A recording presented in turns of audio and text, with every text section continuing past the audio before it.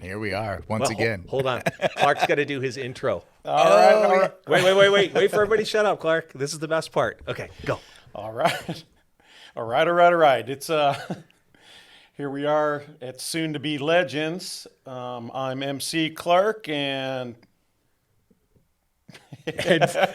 oh man, and I'm telling you right now, the best part was of the doing show. good. No. I'm telling you, the best part of the show is every intro is different, and Clark doesn't get it right every time, and I love it. It's hilarious. yes, I don't get it right because I have nothing It's not- planned. no, and that's the best part about it. That's the best part Anyway. about it. Oh, hey, wait. Soon to be legends, Clark. Tell us about it. I'm Clark Krauser, Soon to Be Legends, and Byron Stenkus is the host. Take it away, Byron. Okay, thank you, Clark. MC Clark, I'm your host, Byron Stenkus. Along with us today is Darin Bibeau. Yeah. Darin Bibeau is a former Coast Guard law enforcement detachment, and we'll get into some of that, as well as having been a contractor, which is a military contractor. And you also run a business.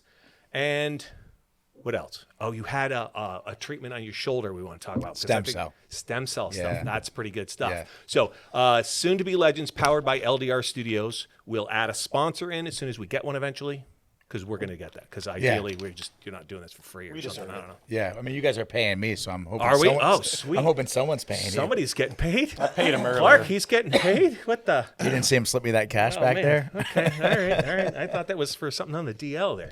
All right, so super formal, right? As Yeah. all of our shows always are. And anyway, so here we are, Darin. Yes. You are here to also, I think really important, Back to Bulletproof. you have a book. Yes. You wrote it. That's correct. You had someone help you write it. We will Yes. maybe talk about that. But back to Bulletproof, it's a warrior's tactical guide to success. Correct. And as per the text that I got a couple days ago, I actually read some of it. Nice. Yes. Nice. Yeah. Yes. And some big words even. Yeah. I didn't have to go to Audible and listen. I actually read, look, it's creased the whole thing. So it's good. So we found out what that does. You dog deer a couple of those pages. I did. did. I got it. Yeah. To be honest with you, because you autographed it, look at this. Oh, wait, that's not it. He autographed it for me. Look at that. So it was. I didn't want to break the spine, but I Yeah. did anyway because you told me to. So Right. that's important. And then we'll get into what your T-shirt means. Everyday GSD, get shit done. That's right. It's an important theme of the book and your life. Correct. And So- your podcast soon to come. It's out now. Oh, so it's by out?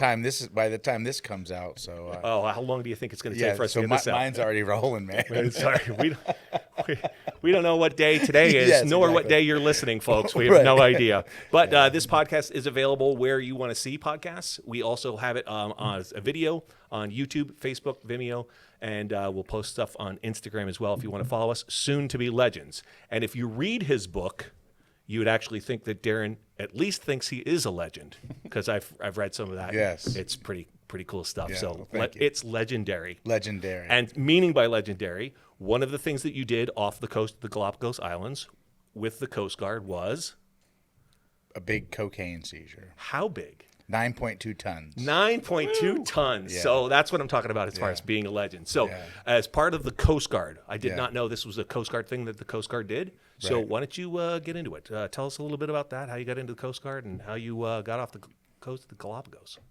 So I joined the Coast Guard when I was 21 years old. Okay. Went to boot camp. Then after boot camp, I was stationed on a ship out of Boston, which they call them cutters. It was 270 foot. Okay. About 100 and something people on the boat. Okay. And we did AMIO, Alien Migration Interdiction Operations, So that's stopping migrants, from immigrants. Yeah, from coming to the country, and Okay. or making sure that anyone that's coming into the country is taken to the proper places. Okay. Yeah. Back Cool. then, we were bringing them to Guantanamo Bay. This is prior to 9/11. Prior to So we 9/11. were bringing them to Gitmo. So I spent a lot of time in Gitmo. Okay. At Gitmo, not in. Correct. Correct. Yeah, okay. it was good. not.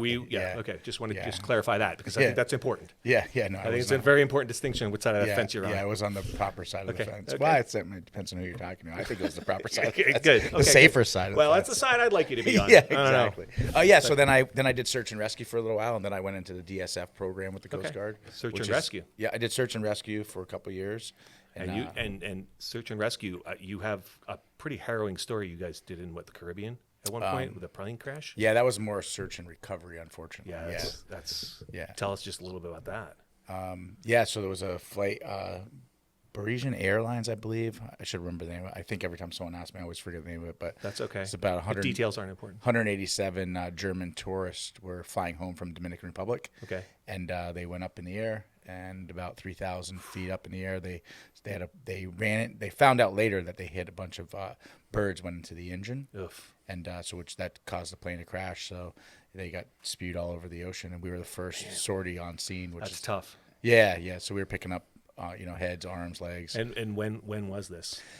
That was around, I believe it was right before Flight 800 crash. So I would say In the 90s? mid-90s. Mid-90s? I want to say 94, 95.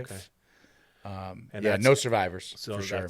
that's pretty hard. I mean, we have talked before, Yeah. and you had said something about bringing bodies out and Yeah, so we'd pieces and trying to keep them. basically arms and legs, and that's how what we would do is we'd pick up the body parts and put them in a little cargo net from the RHI, which is a original inflatable boat. Okay. And then hoist it up onto the larger boat, which Right. is the 270, and then they were taking the body parts and putting them together that's how they were counting how many people there were, putting 2 arms, 2 legs with a torso. That's just Yeah. that's unsettling. That's pretty grim. Yeah, it is. Do you? How big was the debris field? It was pretty big, and it's crazy thing is you don't realize how much fuel is in an airplane Right. until like it crashes. If it crashes in a mountain, it catches on fire, right? Right. And I'm not saying it doesn't catch on fire into the ocean, but what happens is it just comes all apart. So there's fuel everywhere. Wow. So everything is very oily So and did you- slick. Oh, it's gross. No, we never dove in the You have water. to dive in no, the water we or were anything? Okay. we were scooping people up, body parts up, and also debris too. Because I And think plane parts. Yeah, that's what we were talking about. I think before about it's pretty wild to see how the forensic team and Right. not the people that are dealing with the human aspect, where they kind of recreate the plane Right. with the actual parts of the plane To try to figure out what happened. figure out what happened. That's crazy. And That's it takes them a long time to Yeah, do that. sure. So when we were picking up the body parts, we kept getting on our comms. They kept saying, "Pick up everything." Right. And there'd be just small stuff in the water, like like the trays from Right. which would like have like skulls stuck in them and like the face prints in them, and it was interesting because there would be just to us Right. garbage, for lack of a better word, and they were like, "Pick everything up." Right. And even if it was the smallest little thing, they wanted us to pick it up because They find out where it was on the plane. Or yeah, something, and right? they do what they do with it, and That's crazy. that's way above my pay grade. But Right. We're just scooping up all the crap. But Yeah. like one time I went to pick up it looked like it was a head attached to a torso. When I grabbed the head, like I lifted up and it just came out of the water. So because it was super light, and it just felt like eggshells with all the Yeah, brains and I really love falling that out we of it. started out this podcast, this little discussion with this. This But is awesome. there's other cool search and rescue stories. I don't know why I went into this one, man. Oh, jeez, like that's so morbid. But I guess thank you for doing that, because we figured out that unfortunately, it was birds, and fortunately, it was only birds. Yeah, right? and we found that out. I found that out Way later, way after, later. Yeah, because from there, we just went on to the next operation, So in next this- mission. Yeah. this Then was- do sharks get in? Yeah, so involved in this? it's interesting you say that, Clark. And, I'm trying to steer away from this more, but we're making it worse. well, no, the crazy thing about the sharks. So because we were the first right? sortie on scene, in the newspapers, like the next day or the 2 days later, down in the Caribbean, specifically the Dominican Republic, they were saying that the Coast Guard was stealing jewelry, and because what was happening was other boats there after us trying to pull body parts. Like so you find an arm and there's a watch on it. Right. Like so the Coast Guard guy or gal, for this particular case, it was all guys on my boat. It's fine. Sure.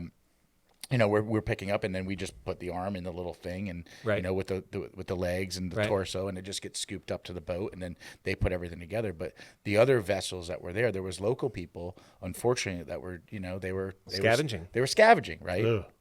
And so they made it sound like it was us doing that, and we were pretty upset because I was like, we're busting our ass like 18 hours a day picking up body parts.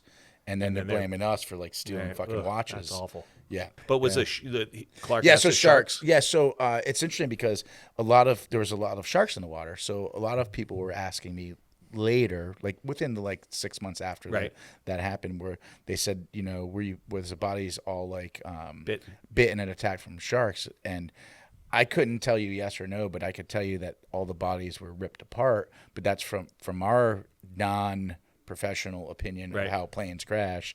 That was from the plane just getting ripped apart. Well, just impact, Yeah, right?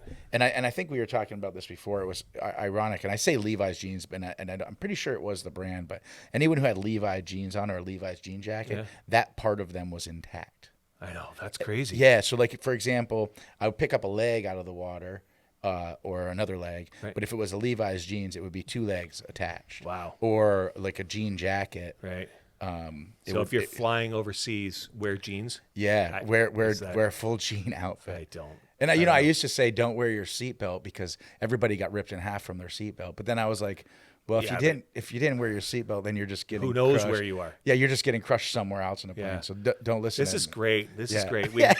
We're on a super high note Yeah. here. I love this. Yeah. It's so Well, for it's all- a part of your life, and it is. It It is. defined who No. you became, and it's a gruesome thing, but Yeah. It is definitely it's real life. Yeah, it is real Shit life, happened. and people have to do this. So you're absolutely Yeah. correct on that. But Yeah, I think it was Flight 800, and I'd have to go back in my memory bank. But Flight 800 happened shortly after Flight 301. and that was the one that flew out of Long Island, right? Correct. Okay. So that was Long Island, New obviously York. in the U.S. Right. So that became like, and I want to say it was days apart, and I could be wrong. I'm going back years. That's right? okay. But I We feel have the like internet to fix that. yeah, correct. right. And I feel like everyone knew about Flight 800. Right. And not Flight 301 because, first of all, 301 was not in the U.S. It was in Right. Dominican Republic. It wasn't U.S. citizens. Right. It was German tourists, Right. all on vacation in Dominican Republic. So, I mean, I get that, but I can tell you that probably, in my opinion, that if you were talking to a German, It would be they the other know way around. that more than they Sure. know about Flight 800. Sure. I mean, you know? and Yeah. that's human. That's human yeah, nature. right? exactly. Yeah. So, and And this everyone was- was dead. Yeah. There's so when you said search and rescue, it was right, search and recovery. and Yeah. this is all pre 9/11. This is all pre 9/11. And correct. now in your book, Yeah. you start out with 9/11. Even Yeah. though some of the things that you've done in reference to the book, Yeah. is pre 9/11. But Yeah. 9/11 sort of changed your attitude, sort of like Yeah, I think like I you know, reframed things for you. yeah, so Robert Conlon, who was my co-author, Okay. which really is the brains behind writing all of this. Right. It's my story. We worked together, collaborated. I say ghostwriter. He doesn't say ghostwriter. Some people say Okay. ghostwriter. We worked together on it, but he's the one that made it all sound good and put it together with my story, with him recording me and then me writing a little bit and him writing more and saying, "Is this what is this what you're trying to get across Right. to the audience?" Okay. And so I wanted to start with 9/11 because I think 9/11. What is it? 22 years. I forget what year are we in right now. 22. Yeah, right. 9/11 was 2001, Right. And we're in 2022. Yeah. Yeah. If we can say a date, because this might come out in 2023. It's coming out this month. It's coming out this month. Yeah, the yeah. plan is definitely Yeah, here so in like over May. 20 years ago, so 20-ish years ago, and it's interesting because a lot of people went in the military after 9/11. So there's people that are in the military that joined up because of 9/11, Right. And then there's people that were in the we'll say the Afghanistan war Right. or Iraq. or Iraq or in a conflict that they've actually done 20 years and their sons or daughters are 18 or 19 years old have and also joined them. Right. So I wanted to talk about 9/11 briefly because I had just got back from, at the time it was one of the largest cocaine seizures in the Right. world. That my team was part of. And I was on team 401, but this was with 408, which is another team. So I jumped around from team to team. Those are just numbers to me.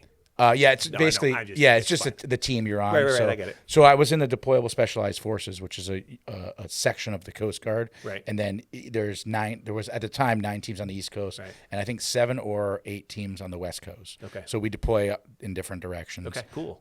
You're on a 6 to 10 man team, and then you have support back in the United States. Okay. And then we deploy off of British boats, Dutch boats, and U.S. Navy ships. Okay. So I was never on a U.S. Coast Guard vessel. Wow, deploying. really? On one of those teams. Correct. Right, Yeah. So right. we always deployed with the other, we say other agencies or Right. other services. Yeah. That's really interesting. I mean, Yeah. I think one of the things that caught me in the book, which I thought was really interesting, is how much the Coast Guard does that we have no idea that Yeah, it does. yeah. So I mean, that's kind of like I know you started with 9/11 in the book because it's a watershed event for anybody who has any military. And it was a big background. part of my life. Sure, of course, it changed was. me. Yeah, and it changed all of us who were cognizant at the time. I know a lot of kids younger, not as much, but ultimately that was a big deal. And I understand why you did that. But you'd been in for a long time. Yeah, and still had some time after. So you had done this cocaine bust right before that happened. Correct. Yeah. And I think it was really interesting to realize I had no idea the Coast Guard. That's something that the Coast Guard did. DEA agents, you guys are working with FBI and DEA all on one Navy ship and that sort of stuff. So what gets you to the Galapagos Islands on this team to go after that? So we were going tell us after a little bit of that story. So we were going after the Cali cartel, which was a cartel out of Colombia that was known for smuggling cocaine, large amounts. And so with the intel that we had, and often intel's really shitty, but sometimes it's pretty good. And so we had intel that this cocaine, large shipment was going to be coming from Colombia, but it was going to go through Central America and then up the Pacific coast. So once the people that are higher up than me did their little research and got all their intel together, we started tracking this fishing vessel, Ricardo, which was the mothership that had all this cocaine on it. And then we put together a strategic plan to take the ship out and get all the cocaine. Yeah, I thought it was really interesting because you were on a naval vessel. Correct. And you were a detachment from the Coast Guard specifically to go do this. So you had a Navy pilot take two smaller boats to go board this, right? Yeah, and I love the Navy, but the coxswains that are driving those boats, so we operate differently in the Coast Guard. But so we had two. Yeah, we can't. They don't let us drive the Navy boat, so they drive us. Yeah, my wife doesn't let me drive her car. No, I'm kidding.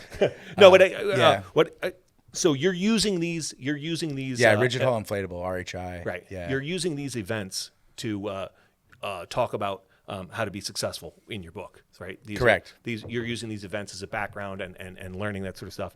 And one of the things that you talk about is leadership. And I thought it was really interesting in that episode. We'll get into a little bit more about how that went down. But you had two boats take off, and you were going to go after this Ricardo. And one of the boat's engines went down. You found out on the way to boarding the ship at night at 3 a.m. That you guys are going to go on, and now you're missing half the team to go do this. And in the book, you make reference to this is one of the greatest leadership maneuvers that you've ever seen. Yeah, Joe Muse. Yeah, right. The greatest thing that he ever did in leadership was turn to you and say, "Should we keep going?" And you said yes. Absolutely. So the best part about leadership is that they talk to you.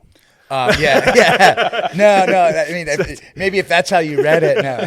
Clark's over there clowning right now. No. So I think the message about that is listen to your team. Right. Exactly. And he had a decision to make because at the end of the day, that falls on his shoulders. Right. And when shit. Because we say in the military, shit rolls downhill. Correct. But at the end of the day, if you're enlisted and you're going to get in trouble, but the officer that's in charge of, especially in the Coast Guard, when you have smaller units like that, if people end up dying because you fucked up, like your career's over. Right. Well, but I mean, I joked about it because I thought it was I thought it was a funny way to frame that. But you're making the exact point is that one of the great things about leadership and that you learned through that process was being a leader isn't me and then everybody under me. Is I just happen to be the head of this team, and I want to get input from my team no matter what we do, and that once we go and do something, you have an opportunity to have input, and then once we get to the end of this thing, if you didn't have your input, you got to go with it. And at the end of the day, so I was a team leader, but he was my boss on the ship. He's asking me. He's basically, I thought he was saying our boat was broken down. First of all, the communications were not the best back then. We were using shitty Motorola's, and they just never worked the way we wanted them to. Motorola is much better now. Yes. I don't if Motorola wants to sponsor this, Motorola is the best radio out there. No, they were fucking awful, man. Yeah, sure. Yeah, especially on a ship because. You're also trying to be, to a degree, stealthy, right? Yeah, but the with all the metal and stuff that's on the ship, there's so much interference. So comms just go bad. So you're always trying to figure out how to have better communication. And I talk about that in the book, that communication is key. Because without good communication, people can die. Right. But that goes back to your leadership and success. That communication is such a big part of it. And I joke with it, but that's kind of where I was getting at. So going just to finish off that story. So now you guys are down half of your team to go board this vessel.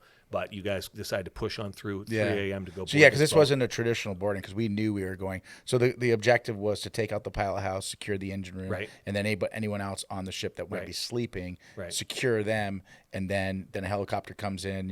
Everything all happens at the same time. right. You just and then it's shock and awe. Yeah, right? yeah, and then we just it's in the middle of the night, and hopefully they're kind of half asleep, Right. and that's get them the element of surprise. So you guys climbed on board. All Yeah, stealthy. just going back one second. Sure. So basically, Mr. Joe Muse, who's a great friend of mine still to this day, he asked me, he was like, okay, once we determined that it wasn't my boat that was broken, because I was like, what the fuck's this guy talking about? Right. No, we're cruising, it's like, Right. like, what are you talking about? And it's like, holy shit, right? This guy's crazy. He thinks Right. and he says, but we're down half a team. So I looked at my team and I was like, hey, the other boat's fucked. Like, What do we do? what do we do? What do you guys want to do? Right. And they were all like, green light, let's go. We just know we just need to split up our operation real quick. Instead of 4 guys doing this and 4 guys here, There's 2 and 2. 2 and 2 Yeah. and 2, and let's go. And we waited. We were going after this. Probably we had already been working on this operation for like 60 or 65 days. Really? So we were like, You had To that much not lead do time. it. yeah. To not do it, like you'll never get that chance again. No, absolutely. And And did you know how big a bust this would be? we had no idea. Had no idea. And we've done these similar situations, Right. similar operations where there's no cocaine. Oh, geez. So you do all the same thing, and there's no and drugs. there's nothing on there. Or there's we had other good size busts, 5 tons, Right. several that were like 3,000-4,000 pounds. Right. But 9.2 tons is a lot of cocaine. It is. And still to this day, it's one of the largest. I think it's still in the top 10 in the world. That's crazy. Good for you guys. And that's because, thank you, but I think it's because most of the drug cartels, instead of putting so much in one boat, they've just continually just smaller amounts. Smaller. So when you see on the news that the Coast Guard or the DEA comes into port and they have 35 tons of cocaine, Right. that's from like a patrol Right. that could be for 6 months, and they're finally bringing all the drugs in. So But they've they're- made like 30 busts. Yeah, they're picking up a lot of little boats that time Yeah. as opposed to one big boat. And this and this Right. happens to be one of the big ones, 9.2 tons. Yeah, So, 9.2 tons. It's a lot of cocaine. hell of a party. Yeah, we partied. We stayed up all Yeah, night. Don't say Not that. true. That's not good. I led you down a bad Yeah. path.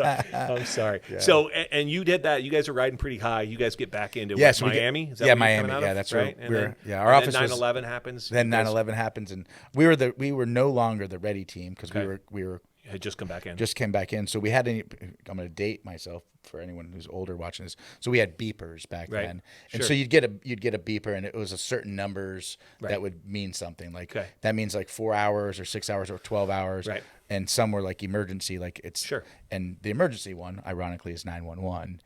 Which means you Correct. need to come right now.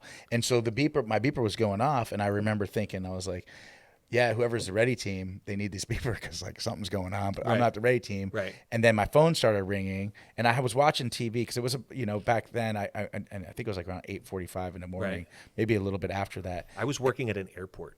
Oh, Yeah. We went to a small airport, but Yeah, it's creepy. it's So yeah, creepy. watching the TV. yeah. So basically, I got a phone call from Joe Algieri, and he was like, "We're going to war," and I'm like, "What the fuck's this guy talking about?" Because at this time I'm still like Well, you're still coming off the high of this Yeah, huge and drug I bust, won't come lie. back. We went out the night before, and we Right, just got sure. back in town, and when Right. we all hung out together, and Yeah. it was a late night, so early morning, and we always get up early and go to the gym, but sometimes we stay out real late too, Right. and Stay out and go to the gym. yeah, stay out and go to the gym, right? And so so we all ended up going immediately back to our office that's in this little secluded area in Florida, and we were watching on training TVs. They hooked up, Right. Yeah, because back Right. then everyone didn't have nice big TVs in their Right. office, so we were plugging in all these training TVs and we were watching it, and we were like, "Oh shit, the world And then just you guys- changed." Yeah, it just did. Yeah. And then you got on. Then you guys had to fly up and Yeah. patrol the harbor and take care of that out in Yep. New York. Yeah. Yeah, and then teams went a bunch of places. I had some teams that went to the Connecticut River. Other places went to federal buildings. Right. So basically, our operational mission changed immediately. On the fly. Because now we're in the U.S. doing stuff that we had never done before. Sure. Yeah, Wow, that's crazy. Yeah. So that's adapt and that's like overcome. yeah, exactly. Another principle. Yeah. So that's Important, good. yeah. That's right on. And so how much longer after 9/11 did you stay at the Coast Guard? Because you are no longer in the Coast Guard, correct? So I left. Yeah, that's correct. I left the Coast Guard and started contracting. That's military contract? Yes. Okay. Yep. So what does military contracting mean? I've heard this before. I throw it around as a term like I know what the hell I'm talking So about. there's government contract companies that hire former military individuals, depends on what your skill is, for specific contracts. Okay. Like Blackwater's like one of them. Blackwater, DynCorp, several different companies. And they do contracts typically for, as I always say, the alphabet organizations. Okay.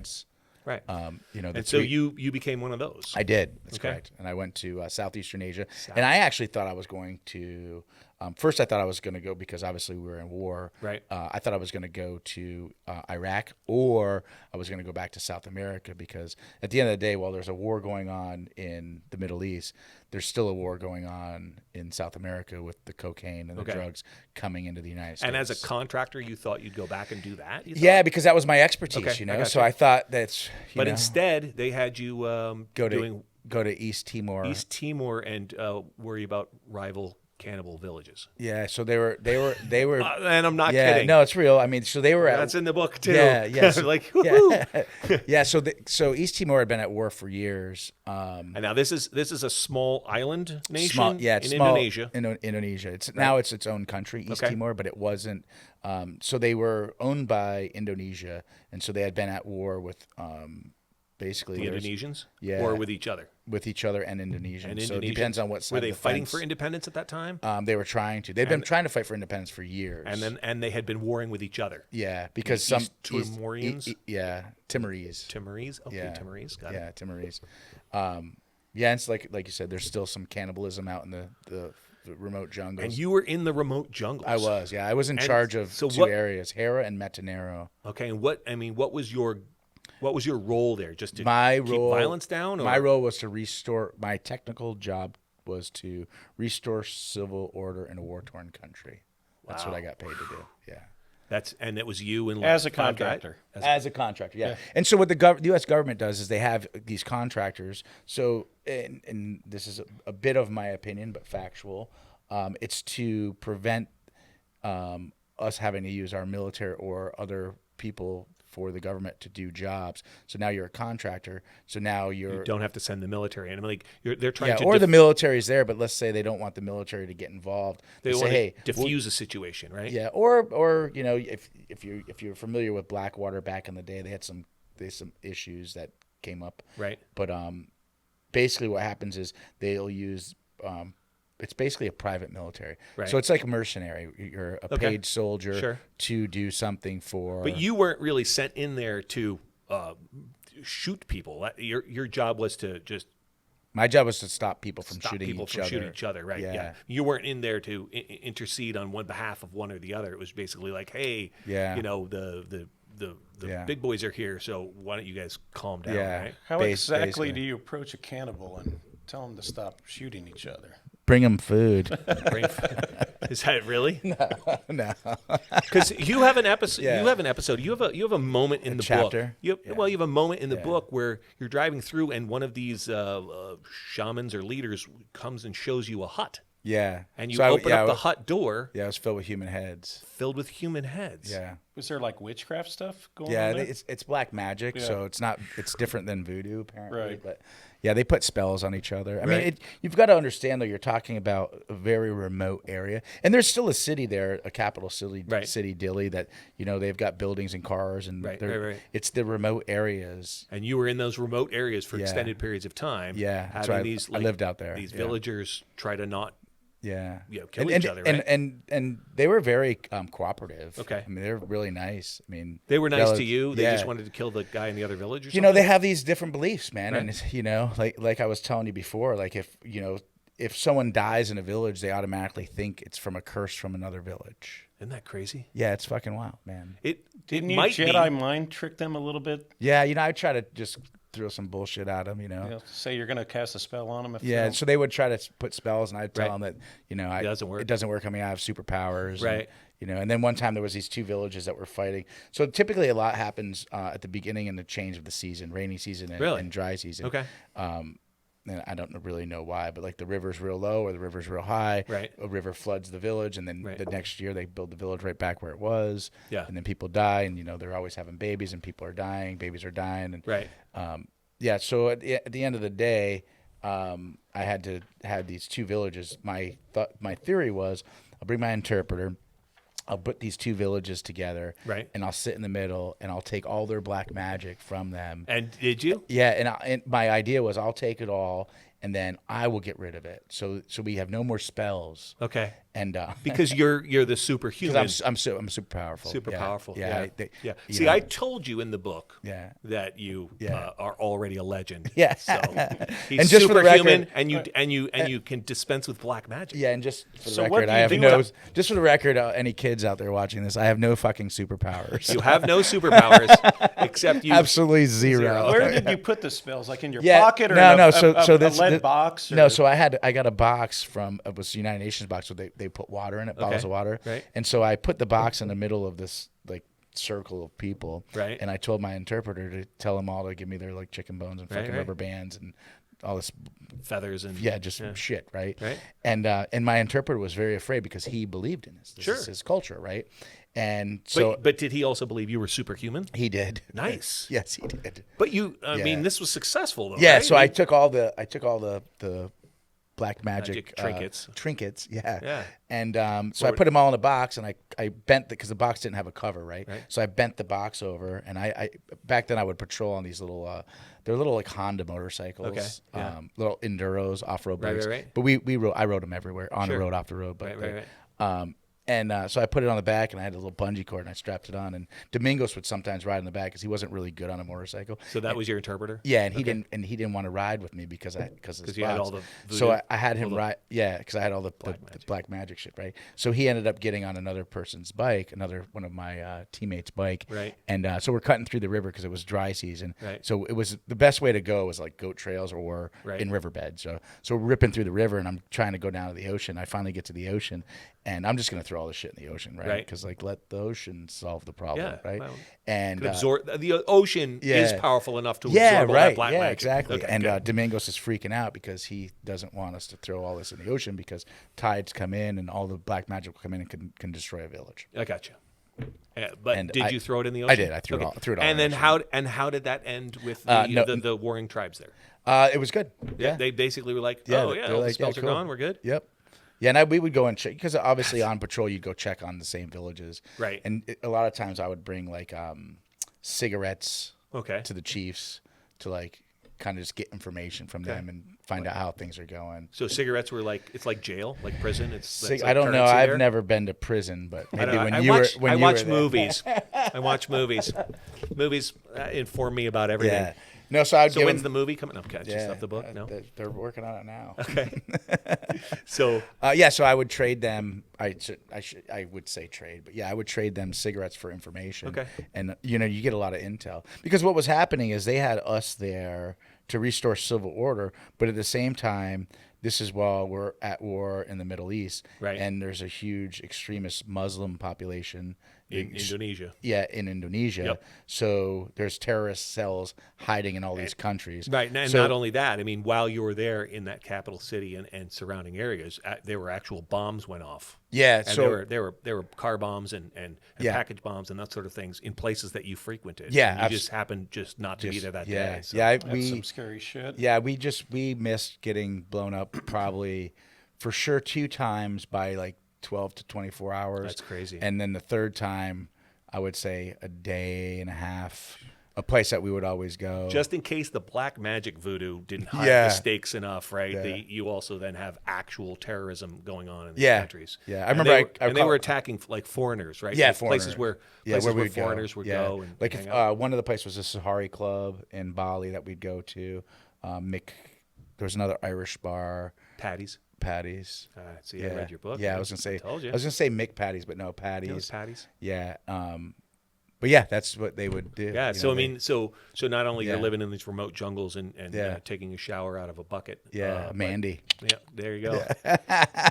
But no, so that's crazy Yeah, stuff. you have to splash the water so the spiders and all the shit gets out of the water, and then you take that's the fresh scoop of water. Oh, Yeah, whew. nice and cold. I don't want to go. Thanks. Yeah. I think if although but I'm glad that you were able to solve the black magic warring tribe thing. Yes, I mean That's kind of a I did cool while I deal. was there, right? No, that's good. I mean, who knows what they're doing now, right? But The same shit, man. that's cool. If I'm gonna make an educated guess, I'm gonna say they're doing the same That's- shit they've they been found doing. more chicken bones. Yep. There's another hut full of skulls. There's another hut full of That's skulls. right. Yeah. But, But there's oil off the coast, and I think that's what. Oh, Yes. So that's why we're all involved. Okay. Minerals. Minerals. Resources. Resources. Yes. Got it. So now that's why we know where it is on the map. Yeah. So that's crazy. And so you did that for a number of years, huh? I did, yeah. And then moved on. You Then I finally get out of that? And, Yeah, they and came you're- back into the U.S. and hooked up with an old friend of mine that connected me with another guy, and Okay. they had a business called National Chimney. Okay. And then I got connected with them to. They asked me originally to help them. So I was getting ready to go to Africa. Okay. And I just moved to. I shouldn't say moved. I had vacation time. Okay. So I had not used any vacation for a couple years. Right. So I basically bought a place in Vermont because I wanted to snowboard. I love to snowboard. Okay. And You and Clark? Someday soon. yeah, we talk about it every winter, but Yeah. then it rains out. And We're Yeah. at Savor. And going, your hairs are all getting grayer. yeah, It's going to be hard. yeah. I did stem cell, man. I'm like 21. Yeah, I think I'm going to We'll do talk that. about that Yeah, after. for sure. Yeah, so no, and then so anyway, I was back in Vermont, and I reached out to a buddy of mine, and I was like, "Hey, man, there was an ice storm that happened, so there was the mountains were shitty, and I was like, what am I gonna do?" And he was like, "Hey, if you can come help me." He was just So you trying got to into that business, the Yeah. chimney business? Yeah, he wanted me to just help him like operationally because he knew I was a very organized kind of guy. Yeah. And so I started to help a little bit, and then I ended up going to Florida. Then he wanted to introduce me to his partner, and then fast forward to I became a partner, and then bought one guy out, and then there was two of us, and then just recently I bought the Other guy founder out. out. Yeah. All right, nice. So now I own the company. Now you own a whole company after Yeah. all that. So Yeah. that's really interesting. So you wrote a book about a guide to success, right? This is something actually my wife wanted to ask. Okay. Did you look at other how to be successful books and read like a Tony Robbins or Rich Dad Poor Dad type of thing, and that's kind of a thing that you're sort of interested in, or was it just one of those things that, hey, I seem to have had some success and I've had a kind of an interesting, diverse life. I think I can kind of give back, and this kind of fell in your lap with the author calling you up and saying, "Hey." Yeah, I think a little bit of both. So, Okay. So I think I was on a Navy ship in, it was a Dutch Navy ship. We were off the coast of Venezuela, and this guy gave me the book, Rich Dad Poor Dad. Okay. And because you get a lot of downtime. Sure. Like we always talk about the fun, cool shit we did. Right. There's a lot of fucking downtime. Yeah, I mean, a lot of Yeah, I downtime. had 6 Like, days. I had 6 days lot of of coast to cover. raiding boats, and Yeah. coast to cover. I had 6 Yeah. days of raiding boats, and 600 days of sitting in a boat. Yeah, there's a lot of working out Okay. and reading. Right. And or more working. So you out did for read me. Rich Dad Poor Dad. So I read Rich Dad Poor Dad, and I remember thinking, I was like, I don't know how this applies to my life, but this is going to change me. Right. Right. And I didn't know at the time what. Right. But I knew that what I was doing to become successful, I had to make changes in my life, and I didn't know what that really meant. Right. Right. But I knew there change needed to happen. Right. Not that I was doing anything wrong. I enjoyed my job, and I liked, I was getting paid and Right. paying my bills, and that's what happens in the military. You're not going to get rich unless you do something with your money, right? Right. And I didn't know what to do, so I read Rich Dad Poor Dad, and I'm like, wow, this is interesting, and I couldn't put my finger on it. So fast forward to having more experience in deployable specialized forces, more training, Right. more education, good leadership around me, small community, people working together, people helping each other. Right. When, years later, when I finally decided to write a book, I want someone to read this book and not go, hey, I think this is going to change my life. I just don't know how. Right. I want them to put the book down and go, man, I want an everyday GSD. I want to run through that fucking wall. Every I day. want to get shit done every single day. So everyday GSD means every day get shit done. Get shit done. Yeah, and that's in your perspective too, right? Right. So for me, it might mean getting up at 5 o'clock in the morning, going to the gym, Yeah. or getting up at noon and going to the gym, right? Yeah, I'm more the noon guy. Yeah, or I don't have it. My wife and I don't have any children, but maybe it's making sure you don't miss that soccer practice. Right. You work 60 hours a week, but you're really not getting shit done. Right. You're missing your family life. Right. You're missing your home life. Your wife's pissed off because she's working 50 hours a week. You're working 60 hours a week. Right. You're paying the nanny or you're paying a babysitter, and you're basically in this hamster wheel. Right. When really, if getting shit done to you means, okay, let's have a plan.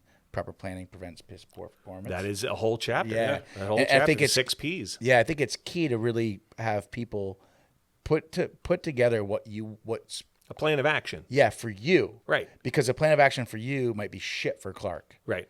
Or It is. I've been working with him. I can't that's get correct. up at noon. Yeah. Or I'm up way earlier. Or on the flip side of that, or your plan of action is just you're at a different level than Clark is, or Clark's at a different level. Not that one level's better than the other. Right. It could be, like I said, for kids, like maybe you want to spend more time with your kids. Right. If you want to spend more time with your kids and you also committed to cleaning your garage. Right. Right. Don't go and clean your garage And skip the kids. and skip the kids and say I got shit done today. Right. Because your kids are Right. you didn't do what you said you were going to do. Figure out how to manage that time and go, you know what?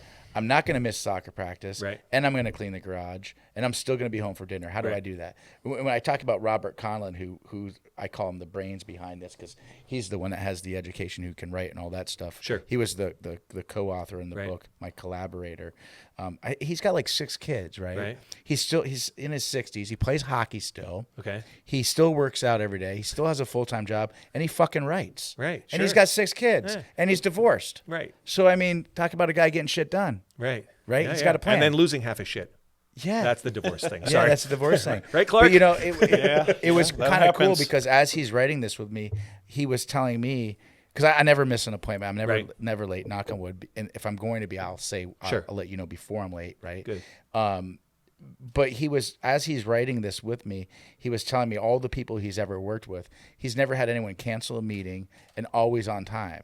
And to me, I was like, that's kind of fucked up. So wait, he's never had someone make every meeting? Yeah. And so because you have meetings after meetings, like months of this. Yeah. This isn't written in a day, right? No. So he puts a schedule together, Right. and then you show up. Right. That's what you do. That's your job. And you're the only one that actually showed yeah, up. he to told all me of he's like you're the easiest client Right. that he's ever had because if you said you were going to be there at 5, you were there at 5, and you were never late, and you were always on time, And you were ready to go. and you were ready to go. You weren't like, oh, sorry, I didn't do what you asked me to do. Right. And in my mind, I'm like, well, what the fuck is everyone else doing? And so to the point of that, when he was writing the book with me, Right. he said as he's writing, he was becoming motivated from my story about everyday GSD. He's like, I don't understand how come this isn't just everyone, like this isn't normal. But I think that's kind of why this resonates, right? Because it's so simple, right? But it can be individualized to everybody, right? Right. Because like you said, every day get shit done may be something different. Yeah. Literally getting shit done for some people would be one thing. There's a lot of excuses you can make. Yeah, man, excuses are easy, right? Oh, yeah. But completing the task are not. No, Correct. It's hard. And it's hard because you choose to make it difficult, right? If you have a plan and you say, I talk about dishes. Like for me, Dishes? dishes. Like, Doing the dishes. doing the dishes. Okay. Right? So dishes in a sink to me drives me fucking crazy. Okay. Because you ate the food on the plate. Right. You dirtied the plate. Clean Right. your fucking plate. Right. It's simple, right? Right. Okay, you don't clean your plate, you set it there, and then 3-4 meals later, 2 days later, now you got 20 dishes in there, and you're Right. arguing with your wife or your kid, hey, time to clean the fucking dishes. Who's going to clean the dishes? Well, listen, if everyone just did their part, Right. you wouldn't even have an argument. So imagine the time that you would save if everyone just did the dishes, or let's say it's your responsibility at your house to do the dishes, and you break up the chores. So after dinner or after lunch, you do all the dishes, then there's not piling up for 2 days or 3 Right. days. It's so simple. To me, it's so simple because that's how I operate my life. But that's how you operate. I mean, Correct. You've got a motor. Like you're that guy with that motor that right. just goes. Yeah, Right? I don't drink coffee. You don't? No. Yeah. Anyone who meets you would be sure you drink coffee. Yeah, Right? yeah. So, I mean, that's kind of it. But But I think that's the brilliance of how Right. simple it is. But at the same token, not everybody has to have the motor that you have for this to work. Absolutely, 100%. Everybody can turn around and say, "Hey, my goal for the day of getting shit done may be this one thing. Yeah. Your goal may be 15 things. Yeah. Your goal may be a long-term one. But as long as you break whatever your long-term goal is Right. into a little every day and moving that down the line and moving forward, you're going to accomplish things in a way that you didn't before. It goes back to the simple saying, how do you eat a whale? A one bite at a time. One bite at a Right, time. exactly. Right? So if you want to lose, so let's say you're extremely overweight and you're 100 pounds overweight. Right. You shouldn't say, I want to lose 100 pounds and then get on the scale the first day and go, shit, I'm failing. Right. You should say, you know what? This week I want to lose 2 pounds. Right. This week I want to eat a little healthier. Right. This week I want to cut out fried chicken. Right. Or this week I don't want to have ice cream. Right. And then next thing you know, 1 month into it, you're down 8 pounds or 10 pounds. And it also allows for, hey, you know what? Congratulations, I did a good job this week. Yeah, correct. But it also allows for you to not succeed, like not hit Yeah. every goal, like that proper planning, the 6 Ps. Yeah. Right. You talk about that. One of the things that happens when you do that is once you have a plan in place and you start moving down that plan, things go off the rails. Shit happens. Yeah. That's what's going to happen. It's real. But you can adjust to Yeah. that Adapt because and overcome. you can adapt and overcome once you have that plan in place. But if you don't have a plan, everything is improvised. Correct. And then it becomes really chaotic and Yeah. very, very difficult. Yeah. Right. And we're working with that here with this podcast. Right. We're starting this show and we're trying to figure out how this thing goes. And the more we simplify it and the more we create a plan that is better, the easier it is for us. Yeah. Just because we understand where we're going with it. A goal without a plan is a dream. Nice. Put that on a t-shirt. That's on a bumper sticker or something. Yeah, a t-shirt. or I don't something. know. I but don't it's know. It's true, right? That's- yeah, no, that makes sense. Because if you have it goes back to business too. When people say, I get approached by people all the time because Because you also do motivational speaking. I do. But once you have a successful business, and I quote unquote, because it's always a perception of what someone thinks your business is, they will come up to you because they might see you have a nice car or a nice house or, a happy life, whatever. Right. And they're like, oh, he's got a successful business. She has a Right. successful business. I want to ask them how I can do this. Right. Right. And what happens is, I think if you realize that the simpler tasks to do are, if you can put them in a plan, you can get through that much easier. And then all of a sudden, then you look back and go, look how much I've accomplished. Right. But people who come up to me or someone will say, hey, I've got this cool invention, right? Right. And I was like, oh my God, that's really neat. And they're like, yeah, I thought about this like 10 years ago. Right. What the fuck have you been doing? Sent on for 10 years. You've been sitting on this for 10 years, or you've been talking about it for 10 years. So that's the difference between someone who is dreaming about something Right. or getting shit done, Okay. right? Because you can have a business idea and fail 5 times, Right. right? I would rather have a business idea and fail 5 times than never taking that chance and going, I just saw this guy. He stole my idea. I thought about that years ago. We Right. didn't do shit with it. Right. So it wasn't your idea. Right. Because Yeah, part of the reason you fail is because there's mistakes that are being made in that sort of stuff. And you figure out where those mistakes were, and then the next time you go in, you learn from those mistakes and Right. you improve a better mousetrap. You 100%. get a better widget after that. Yeah. You got a better system. You have a better That's system. So that's how that goes. That's Yeah. kind of cool. So Yeah, like this podcast that you guys are doing, which is awesome. And I always want to, whenever I see Clark, I'm like, it's the show. Oh, I'm sorry, the podcast. Well, I don't know. Well, You can hear it on the podcast. I'm thinking of my podcast. Everyday GSD podcast Coming soon. coming soon. It's out. It's out. It's out. Yeah. Okay. No, but if you look at all the stuff that Clark has, like, this is amazing, right? Right. But you could have started this probably a year ago, because you are both extremely talented individuals. You both have tons of experience with this, but Clark is a person who wants everything dialed in, like, to the absolute finest. And little I only thing. came in about a month ago. Right. on this Okay. deal. I tried Oh, to. okay. Yeah, I tried to do this on my own. He was trying Yeah. to do it on his own back here, and I'm like, maybe I should help you out here, but bro. the good thing is, at one point in the last month or month and a half ago, with you being involved, you said, Clark, let's just start fucking filming. Right. And then we'll figure it out. Yeah. And you know what? And we can adjust this. We can adjust this. We can move this. We can do this. We did. We'll figure it out. We'll figure it out. We did. But Yeah, right- that's what we did. but- we actually have 2 episodes that we filmed that no one's going to see. Yeah, which is fine because were in one of them. Yeah, and but 20 years from now, those will be really, really cool. I don't know maybe. about that. I don't know about that. Like, what is it? Finding the archive footage, of the Beatles Anthology. Yeah. You find the But original you know what lyrics. I'm saying, Yeah. right? No, Like, I know what you're saying. Like, this is amazing. I look at all this equipment, and I look at my podcast. I mean, I can tell you, and I joke with you, Clark, and because you was like, I didn't put that much money into it. Yeah, everybody's got a relative scale. Exactly. And my relative scale is, holy shit, you guys have like an operation But here. also understand that success is measured differently for everybody as correct. well, right? Because I made a movie a bunch of years ago, and I consider it a success. You Right. can't find it anywhere, Right. I mean, unless you were in South Africa, which apparently we did all right down there in South Africa. Nice. That's in 2011. Yeah. But me and the author, right? Me and the director, the two of us wrote a script. I produced, he directed, and we worked together and got this thing done. It's called True to the Heart, and hopefully some point somebody will see it. But it was a success for us because not only did we have an idea and then we executed that plan, right, which is what a screenplay and then actually shooting the footage and then getting edited. We took this to somebody, showed it to them, and they had nothing to do with this project whatsoever and said, I can make money on that. And they gave us money. Yeah. Right? Somebody who, like, it's easy for your friends and family to go, oh, yeah, I'll give you $5 for that film or whatever it is, or I'll watch your video, whatever. But here's somebody who has nothing to do with this that says, I think this is good enough that I'm going to give you money Yeah. because I think I can make money on that. Yeah. And they did. Yeah.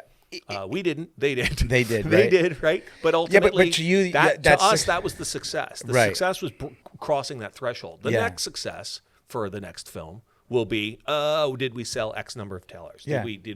Did we make this much money or whatever it is, whatever those metrics are at that point. But when we get to that. So that just shows you another way of how those are different. And it's the same way here. Like for what you started out with versus what Clark started out with, those they're just everybody's starting at a different spot. I was doing an event in Shreveport, Louisiana. I think it was might have been at the beginning of COVID, somewhere in there. Warrior Leadership Conference. I put it on. Okay. I get speakers that are like prior military, special forces guys, and some business people. We go on stage and we talk about some cool stuff, right?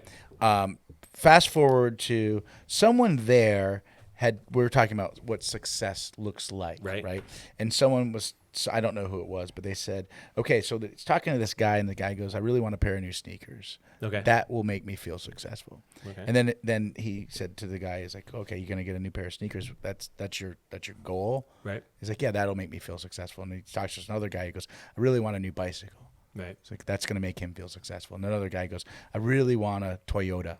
Right. He's like, that's going to make you feel successful. Another guy's, I really want a Corvette. That's going to make you feel successful. I really want a Mercedes. That's going to make you feel successful. I really want 2 kids and a house. Right. That's going to make you feel successful. The point of that is everyone has a different idea of what success is. Right. There's no difference between the guy or girl who wants a new pair of sneakers and the guy or girl who wants the family with 2 kids, the house. The difference is what their vision of success is. But at the end of the day, if they accomplish that goal, right, and that makes them feel successful, and they can go home and go, you know what, today I had a successful day, or this was a successful year, I got these Air Jordans or whatever the sneakers that individual wanted, and you put that in perspective, you're like, yeah, it makes sense, right. And everyday get shit done can apply to both of those scenarios. all of them. That's the simplicity of it, right? That's the value of it. You don't have to have a master's degree or a doctorate. You don't have to read a bunch of business books. And I mentioned that in the book. I know. I this highlighted that. This is basic everyday shit. Yep. Literally that you can do. And it's simple. It's simple. Like you said, I mean, this is something you don't have to go through the whole book with a highlighter and put out the passages. No. This is something you can literally write on a notepad and stick it on your fridge. Yeah, some people have reached out to me and said, "Oh man, I love your book. It changed my life." Right. And then I asked them, I was like, "Oh, what's your favorite part?" Like, I read this one section. Right. Cool. That's it. Yeah. Yeah. Right. Yeah. That's it. That doesn't matter. But what your one section you read might be something from Sure. another section. But at the end of the day, I always say, if you're not a big reader, just do the audio version, because I did do the audio. The audio. I was going to ask you about how hard that was. It was for me. It was the most miserable, hardest thing I've ever done. Yeah. Yeah. It was absolutely. For you guys, you probably whip into it and be like, blah, blah, blah, and No. I recorded. I think. I would mess it. I could talk for that long, but I would just mess it up. Yeah, I was reading. It was stumble like over the tahi words. tahi. Oh, it's the. Oh, the. Oh yeah. And then you read a sentence or a paragraph, and they're like, because they're behind the Right, thing. class. They're like, and it would beep in beep, and okay, oh okay, yeah, great job. Say it again. Well, if it was a fucking great job, why do I got to say it again over and over again for hours? And the answer, as a director, is you don't want to tell them that sucked. Do it again. Well, they because said then that they feel bad. They did You're a like, couple oh, times. no, that was good. I was like, think don't you you got have- a little more left in you? It's Don't you- always the first take that's the best anyway. That's so- not true. No, I can tell you that's not true. true. That's not true. Especially when Clark you're- likes to think the first take's the one to go you're- with. but- Especially as I don't know if you've read out loud since you were like 7 years old, I but try not to. yeah, try that. Just read it. Grab that book. No, and read, I'm not doing that. Read, No, I'm not doing that on camera. Yeah, Are no, you go kidding and me? do it at your house in front of the mirror and just read a paragraph and be like, "What the fuck?" I know it's Yeah, crazy. because crazy. you also don't read every word when you're reading. Like Right.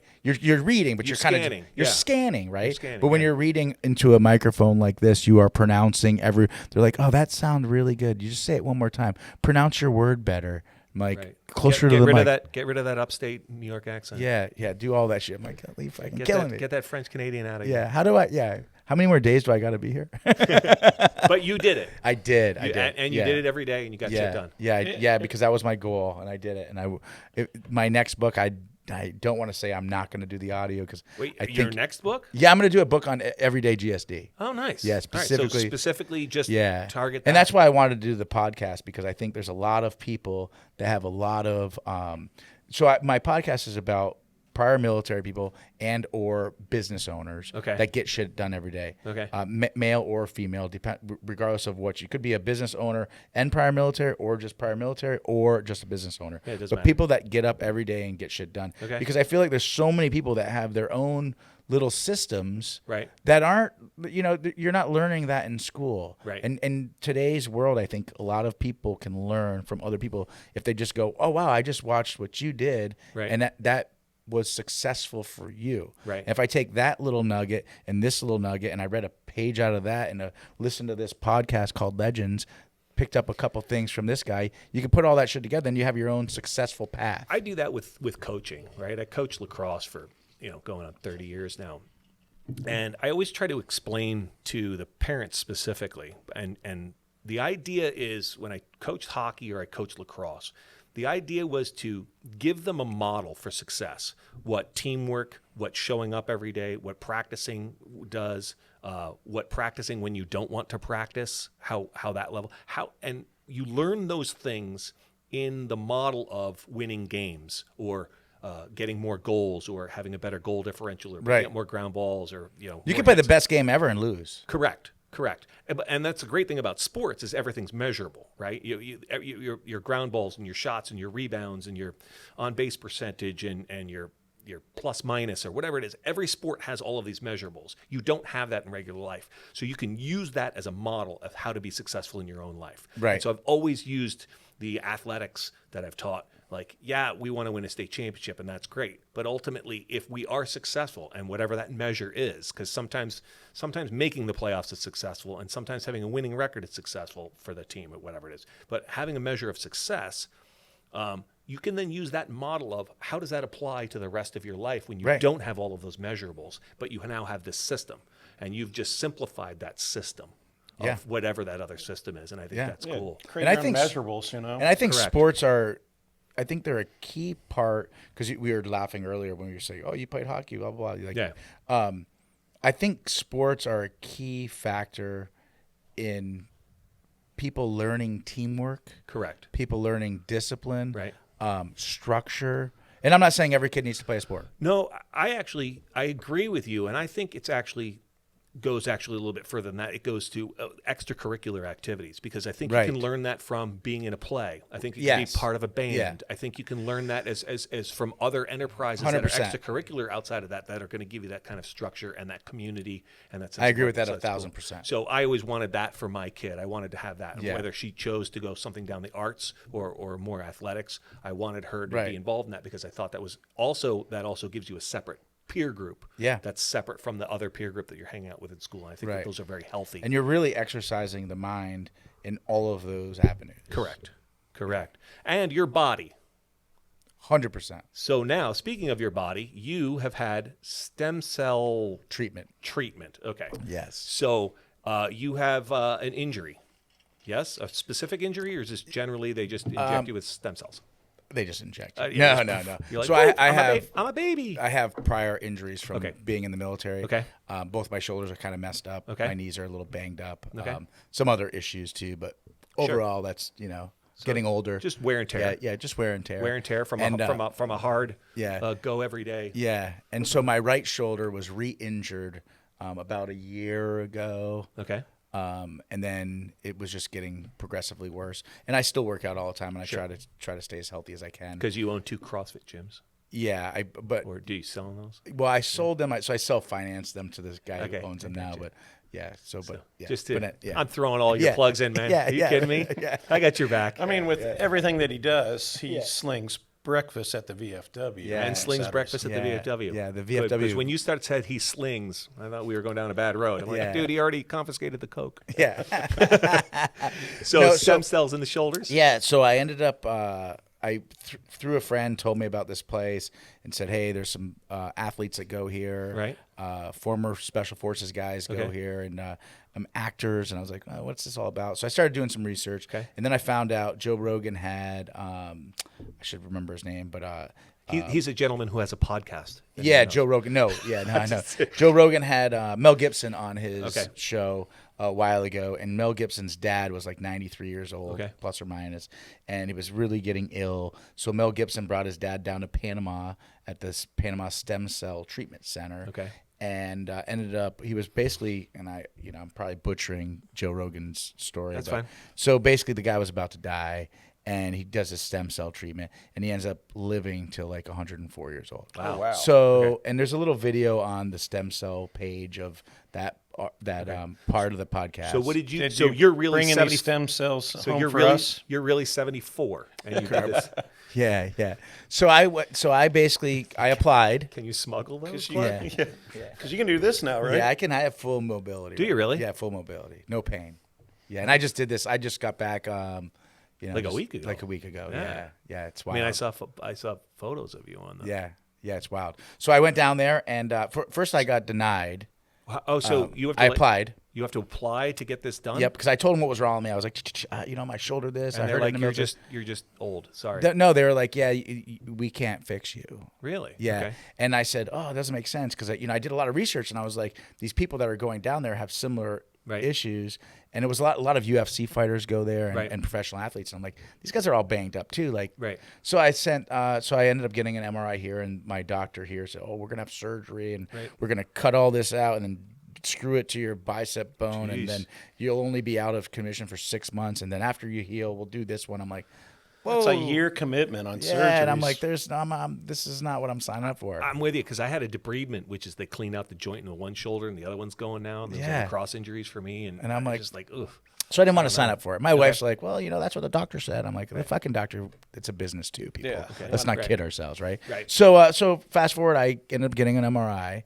And then I sent my MRI down to them, and they were like, you know what, you qualify for this through our stem cell treatment center, which is the fertility of aging, blah, blah, blah, what it's called, right? Oh. And something like that. So I said, okay, how much is it? And they tell me, and I'm like, oh, geez. And Do you have to sell a kidney to go pay for it? Or? No, I mean, I'll be honest, it was like $30,000, right? But I mean, here's the deal. So what do they do? So I went down there, and I did 3 injections in my right shoulder. And then I did an IV. And so they do blood work every day. They do blood work the first day, and then you do an IV in your arm, and they pump in the stem cells. And I took a picture of How does that work? Well, I'll show you what. I just meant like the theory. Like, so it's 120 million expanded allogenic mesenchymal stem cells intravenously, and then 7.5 million directly into the muscle. So basically, how does that work? You inject, you take these cells, right? So stem cells from a baby's umbilical cord, right. So basically, these are non-differentiated cells, right? That aren't specific to anything in particular, and they stick these foreign non-differentiated cells into your body. Just literally inject them into you, or into your bloodstream, or into your joint. And what is supposed to happen? So what happens is the stem cells will find the affected area, and then attach to it and start rebuilding.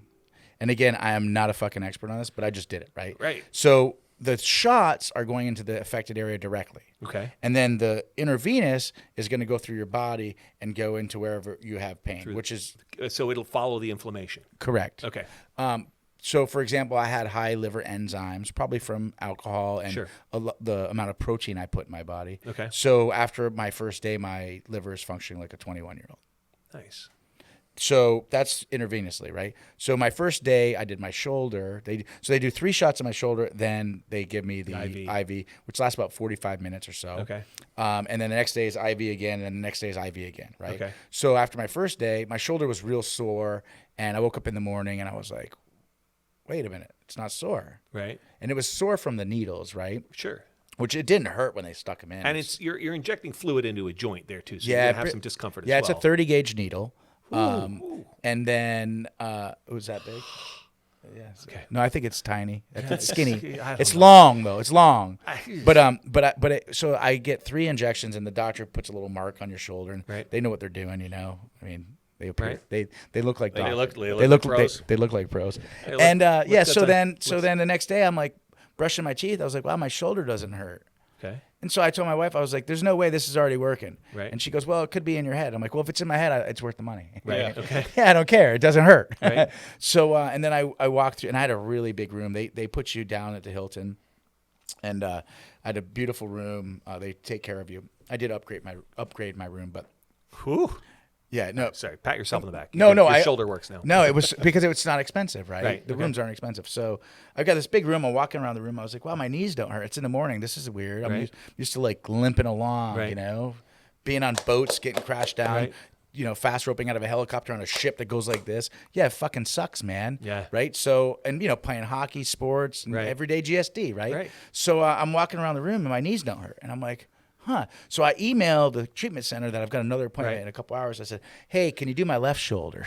Right. Because that one's fucked up too. Right. And so I show up and they're like, yeah, we got your email. Do you have the MRI on your left shoulder? I go, yeah, it's the same as my right.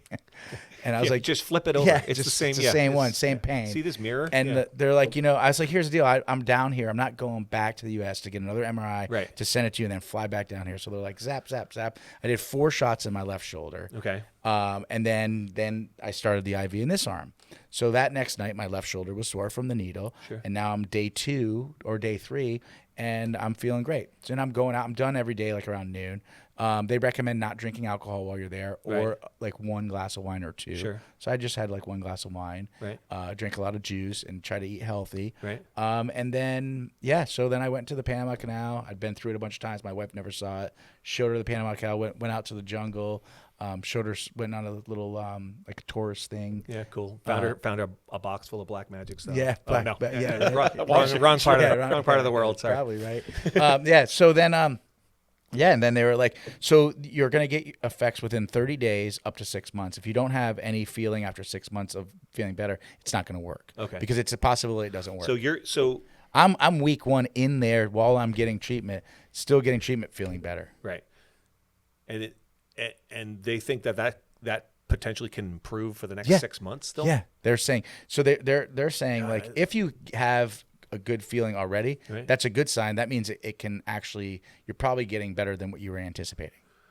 So While I was there, Goldie Hawn was there, Kirk Russell was there. These are people getting treatment the same with my doctor. The same time, I had breakfast every morning with them. did you really? Yeah, like How come I didn't see those photos? Oh no. me and Goldie. Hey, Kirk, pass the croissant. She was a hot number back in the day. Hey, their kid played hockey too. Yeah, you know that she's Why 70. was the goalie? She's 77 years old. Oh, wow. Yeah, that ages us all, right? We're like, does. wait, Oof, she's wait. 77. I know. Overboard. Yeah, no. So you know, I was down there. By the way, one of for- my wife's favorite movies. Yeah, it's a great movie. Yeah, it's so much fun. So I was there for treatment. I was there a little longer, but my treatment was about 4 days ish. Right. And I just Just got, long enough to drop some names. Gotcha. just to drop some names. And, Yeah. You know, they went back to LA and they were like, we were with Darin Bibeau. Yeah. Everyday GSD. He wrote Back to Bulletproof Warriors, Tactical Guide Success, and he did the audio. He did the audio, Yeah. which, by the way, both available on Yeah. Audible and Amazon. Yeah. So You know, they're telling everyone out in LA. I know. You can No, get that so thing downloaded on your Kindle. It's, Yeah, you can- It's yeah, perfect for the yeah, beach yeah, this summer. So anyway, fast forward to I feel great. Right. And I ran into Clark the other night. I think it was at Savor. He was flexing on me, Yeah, no, I was like, yeah, it's weird because touching his toes. yeah, it's crazy. I'm So not a doctor. No, you're not a doctor. The that's furthest great. from one. No, Yeah. that's fine. And my wife and daughter are both in the medical field. It's pharmacists and stuff. So it's really interesting to me to try to understand how the mechanism of that works. You're not the guy to answer that, no, obviously. But I can sell it in layman's term what I was told, and Okay, this is in their perfect. brochures. So we're all born with the same amount of stem cells. Like we Okay. have, think about it as an ATM machine, right? Okay. You're all born middle class, so you go Right. to the ATM and you pull out your stem cells. You're pulling out your money to survive, right?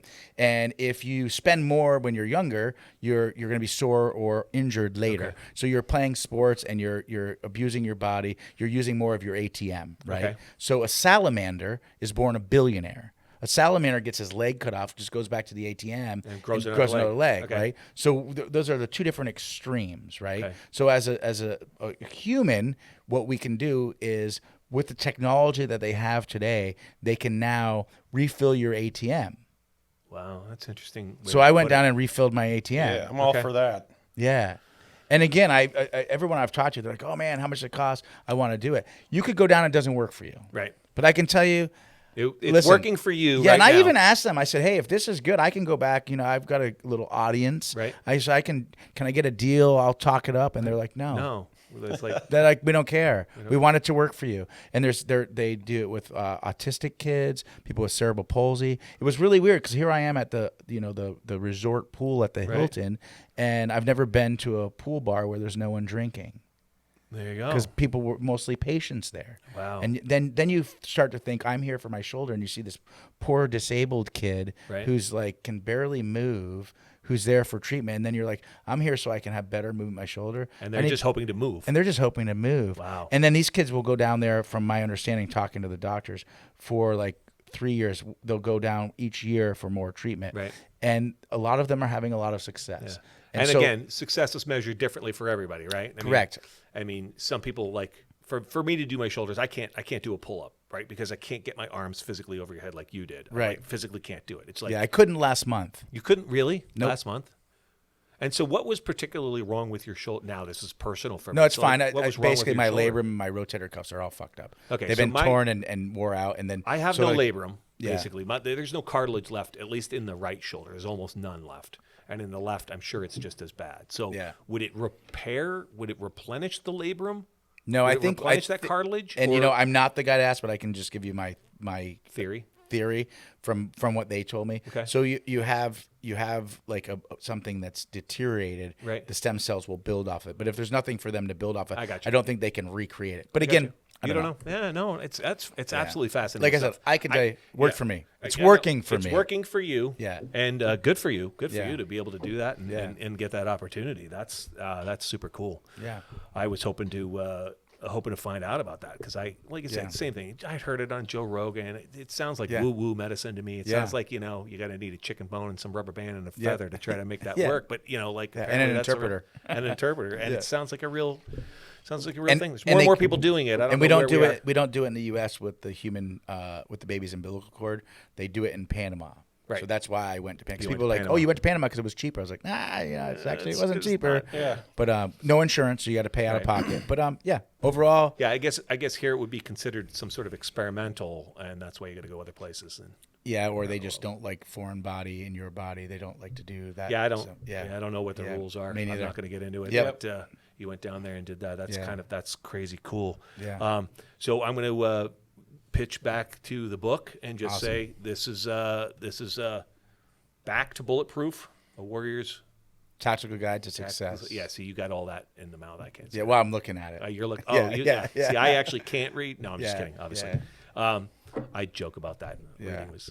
I had trauma as a youth trying to read. I Yeah. don't know. now it's a psych. But yeah, you session can get for it me. on Amazon. So, yep, Amazon social website. media, Instagram, all the platforms. So the hashtag EverydayGSD is a social media tag of yours, Yeah, so my social media is at Darin Bibeau on Bibeau. all of my stuff. right? BIBEAU. But hashtag EverydayGSD. I put that everywhere. Nice. I've trademarked it, and it's mine. So And the hat's badass, by the way. I like the logo. The logo. oh, on the thank hat. you, thank you. Am I gonna have to punch in on that when I edit? No. Yeah. That's right. Maybe. I don't know. I don't know if I'm that sophisticated. No, So I appreciate you guys that's having good, me yeah. on the show, man. This is And good luck with the upcoming, which already released podcast, depending on when you're listening to depending on this. when you're listening to. That's I've cool. got a- I You do can have a have good- me on and talk about how cool I am, because Yeah. it's my favorite subject. Talk about how cool I am. I do have a lot of good guests lined up. And, That's nice. Yeah, some good stuff going to happen. That's yeah. cool. So you got that in the podcast, and you're still fixing chimneys too. Yeah, so we're manufacturers. Manufacture so chimneys. Someone else fixes them. Someone but, else fixes. Some of the people that fix them. Yeah, good, There you go. good people Probably doing good stuff. the little metal top that goes on top of the chimney. You probably make you those, probably yes. made mine. Yeah, some of them are real big too. Yeah, mine's not. This Yeah. is my residential home. So Yeah. I don't know why we're still talking. This is crazy. But anyway, yeah. Hey, thanks for having me on the show, Clark. Clark. You got an awesome, thank you, awesome man. thing going here. Good to see you again. Yeah, for sure, man. Thank you Yeah, guys. Clark, you bet. All right, soon to be legends. Thanks for coming on. Good to see you. Yeah, it's good to see you All right, too. we'll see you. Thanks, guys.